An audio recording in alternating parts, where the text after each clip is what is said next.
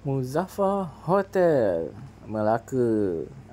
Ni berdekatan dengan Tol Air Keruh tu.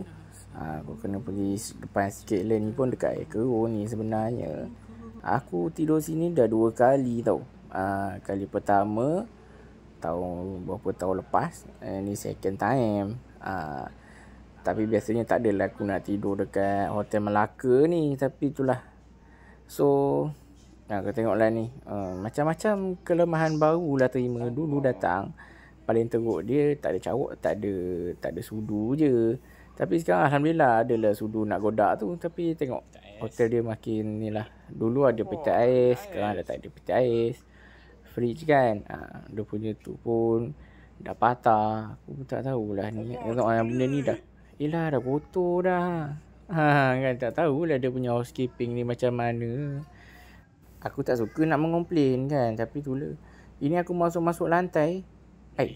Lantai dia pun tak teli. Aduh, ini tak tahulah. Lain kali foto pasang you have one job to do lah kan. Kan. Kemudian ni ini TV dia ni. Ni sampai ini apa benda ni, nak terbakar ke apa dia punya ni. Dengan dia punya ni alai. Siap tercabut lagi. Nak ceritakan sebenarnya bilik ni aircon pun rosak kemarin. Aku duduk sini aircon rosak. Sampai aku minta tukar bilik. Panas now. Kau tengok ni dia punya kerusi pun dah longgau. Aduh. Ini kan pula langsir.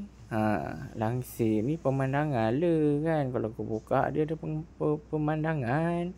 Dulu aku duduk sini okey ada sekali. Ini dah second time. Kau tengok dinding dia dah macam gini rupanya. Kalau macam gini risau juga. Tapi apa pun tandas dia okey. Tandas dia tak tahulah kenapa tandas lagi bersih daripada tempat tidur. Tandas dia lagi okey lah kan. Yang ni aku tak komplain sangat. Dia punya shower ni ada jamban dia, ada bathtub tadi tu kan. Yang ni kita tip top lah, kita puji. Tapi itulah aku pelik kenapa dia punya bilik buat macam gitu. Kan. Lepas tu ni ruangan luar dia. Ni memang cantik lah. Tak boleh cakap apa. Ini time nak breakfast ni. Tapi sebelum masuk tu aku pusing-pusing lah round dia.